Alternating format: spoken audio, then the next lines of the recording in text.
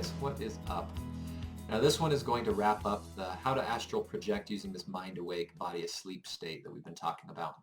So if you haven't seen the first two in this series, I'd recommend you go back and watch those. I think that this one's going to probably make more sense and maybe be more useful to you if you watch those first. I put a link to each of those videos in the description below. Now I should mention, I actually didn't plan on making this third video initially. I talked about in my last video that there are two methods that I've been successful leaving my body from this void state where your body's asleep and your mind's awake, and I talked about those already.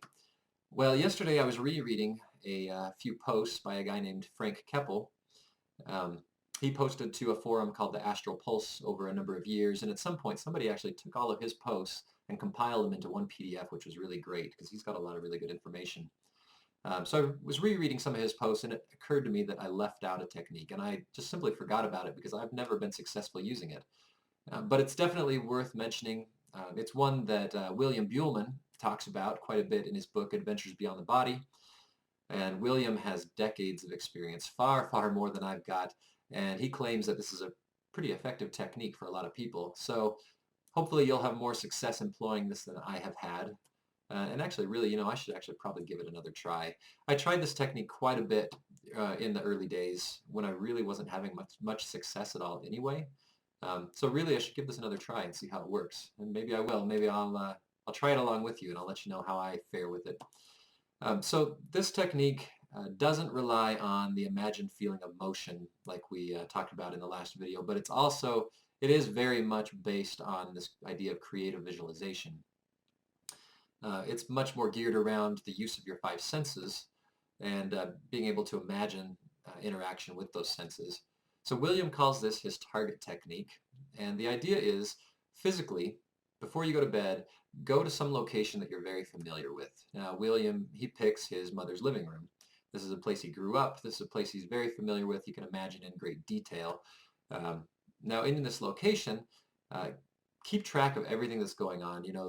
What do the walls look like? What color are they? What does the ceiling look like? What's the texture of the carpet underneath your feet? Are there any distinct smells that are unique to this location?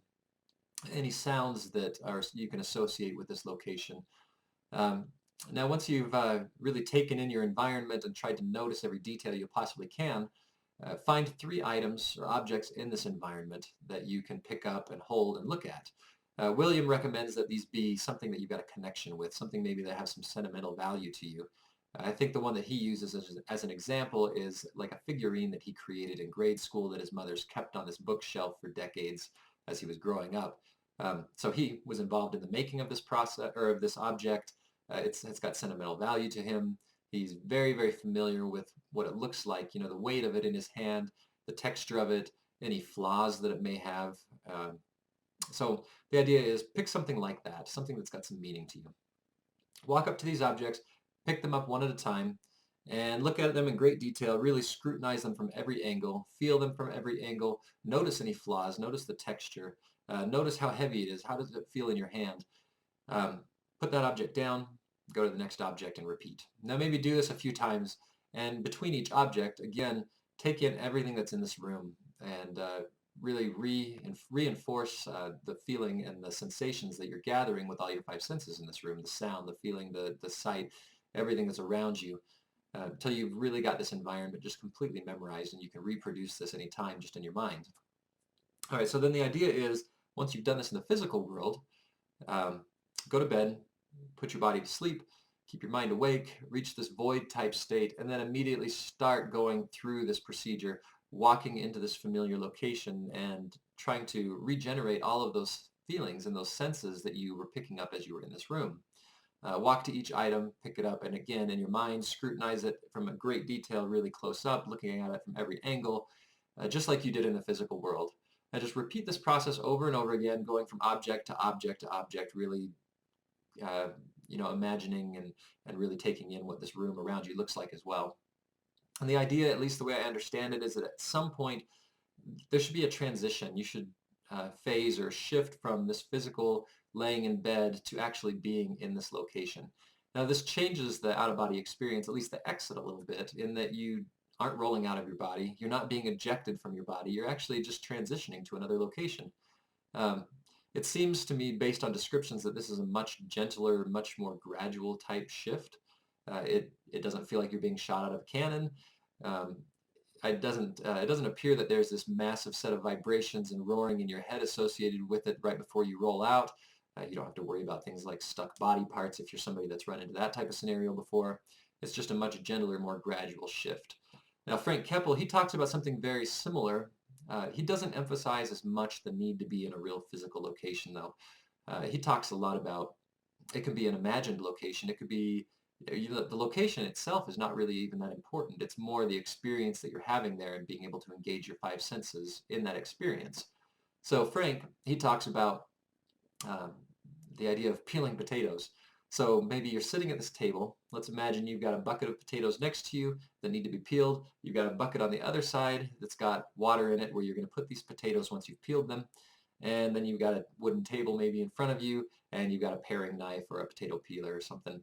Now you're picking up these potatoes one by one, and you're running the knife or the blade of this potato peeler across it, and you need to hear that sound as this potato peeler runs across the potato.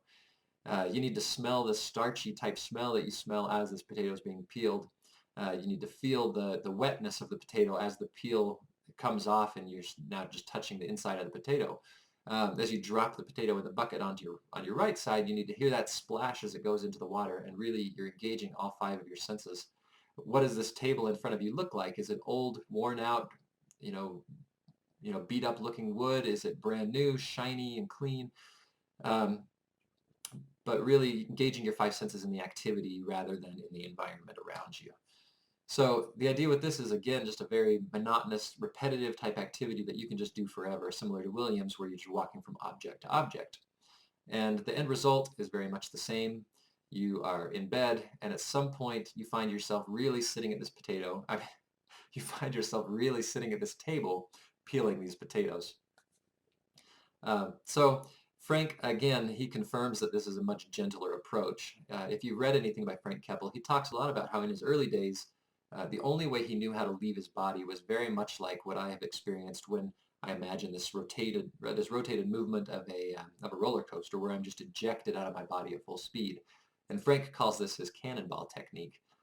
He talks a lot about how once he discovered this phasing technique, this disassociative type shift of consciousness, that he actually much preferred that because there was a lot more control. You got to choose where you ended up instead of just landing in some random spot, and just a much better experience altogether. So a different way of reaching the same place. So that's it. That's all there is to it. Really just create a visualization, engaging your five senses.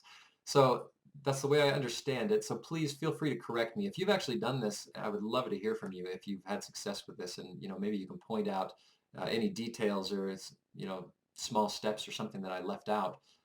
But again, I think I'm going to give this another try. I'll let you guys know how it goes. So give this a shot. After this, I'm going to actually move on to some other techniques for projecting that are not based on this mind awake, body asleep type technique. So if you've had a difficult time with that, stay tuned. More to come, and maybe one of these next ones will work for you. I will talk to you guys soon.